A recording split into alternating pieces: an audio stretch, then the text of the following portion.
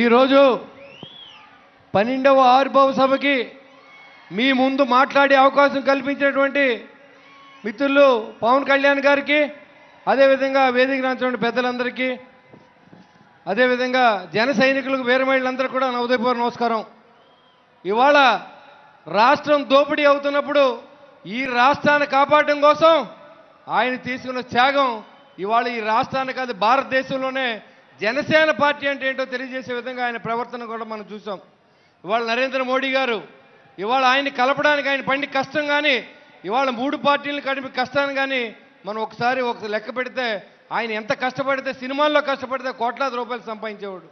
అందరితో మాటలు పడి కుటుంబ సభ్యుల్ని సైతం కూడా మాటలు అనిపించుకొని ప్రజల కోసం, ప్రజల కష్టాల కోసం, ప్రజల కన్నీళ్లు తుడుస్తూ ఆయన సొంత డబ్బుని రైతు సోదరులందరికీ కూడా డబ్బులు ఇచ్చి, అదేవిధంగా పేద కుటుంబాలను ఆదుకుంటూ మరి చేసినటువంటి ప్రయాణంలో మీరందరూ కలిసి ఇవాళ ఈ సభను ఇంత ఉత్తేజభరితంగా చేసేదానికి కారణమైన మీరందరూ కూడా 10 సంవత్సరాల పాటు పవన్ కళ్యాణ్ గారు సీఎం అవ్వాలి, పవన్ కళ్యాణ్ పవన్లో రావాలనే విధానంతో పనిచేశారు. ఇవాళ మరొక పార్టీ అయితే ఏది కూడా ఒక్కసారి ఓడిపోతే మళ్ళీ కనపడిన మన దరిదాపులో కూడా కనపడదు. అలాంటి పరిస్థితుల్లో ప్రతి జన సైనికుడు వీర మహిళ కూడా పవన్ కళ్యాణ్ గారిని ఆరాధ్య దైవంగా చూసి మీరు చేసిన ఈ కృషి అందరికీ కూడా మీ అందరికీ పేరు పేరున ఉదయపూర్వ నమస్కారం తెలియజేస్తా ఉన్నా.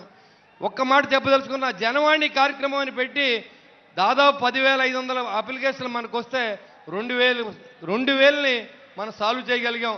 చాలా పార్టీల దగ్గర తిరిగారు, చాలా మంది నాయకుల దగ్గర తిరిగారు. ఎక్కడ న్యాయం జరగకపోతే జనసేన పార్టీ మెట్లు దొక్కిన సందర్భాన్ని మీకు తెలియజేస్తాం. చంద్రావతిని ఒక అమ్మాయి మలేషియాకి వెళ్ళింది జాబ్ చేయడానికి. 6 సంవత్సరాల క్రితం మరి ఆ అమ్మాయిది పాస్పోర్ట్ పోయింది. అక్కడే జైల్లో వేసే పరిస్థితి, హాస్టల్లో జాయిన్ చేశారు. అక్కడి నుంచి రిప్రజెంటేషన్ పవన్ కళ్యాణ్ గారు ఆఫీస్కి వచ్చింది. ఆ రోజు నేను డ్యూటీలో ఉన్నాను. ఆ డ్యూటీలో ఉన్న సందర్భంలో కలెక్టర్ గారికి తెలియజేశా, ఎస్పీ గారికి చెప్పాం, ఎంఆర్ఓ గారికి చెప్పాం, కానీ వాళ్ళు ఏం పని చేయలే. కానీ మన జన సైనికులు, ఎన్ఆర్ఐ జన సైనికులు, సింగపూర్లో ఉన్న జన సైనికులు, మలేషియాలో ఉన్న జన సైనికులు మళ్ళీ పాస్పోర్ట్ తీసుకొచ్చి 3 రోజుల్లో రాబోతూ ఉంది. మరి ఆ అమ్మాయి ప్రాణం కాపాడిన ఘనత పవన్ కళ్యాణ్ గారికే దక్కుద్దని తెలియజేస్తా ఉన్నా. ఆయన చెప్పిన ప్రతి విషయాన్ని తూచా చెప్పకుండా పనిచేస్తా ఉన్నాం.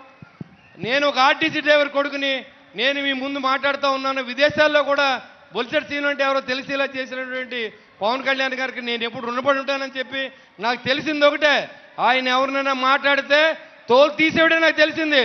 మీరు కూడా నాతో ఉండండి. ఈరోజు తొక్కిపెట్టి నారదీస్తానని చెప్పి అప్పుడు ముఖ్యమంత్రి హోదాలో ఉన్న మనిషిని, ధైర్యంగా ఉన్నటువంటి పవన్ కళ్యాణ్ గారికి మీరందరూ సపోర్ట్ చేయండి. ఇది నిలబెట్టండి. మళ్ళీ ఇంకొక 5 సంవత్సరాల పాటు అజ్ఞాతంలో పంపించండి, రాష్ట్రాన్ని కాపాడండి. పవన్ కళ్యాణ్ గారి నాయకత్వాన్ని మీరందరూ ఎప్పుడు బలపరచాలని చెప్పి మిమ్మల్ని మనస్ఫూర్తిగా కోరుకుంటూ ఈ అవకాశం ఇచ్చిన పెద్దల దగ్గర సెలవు తీసుకున్నాను. ధన్యవాదాలండి.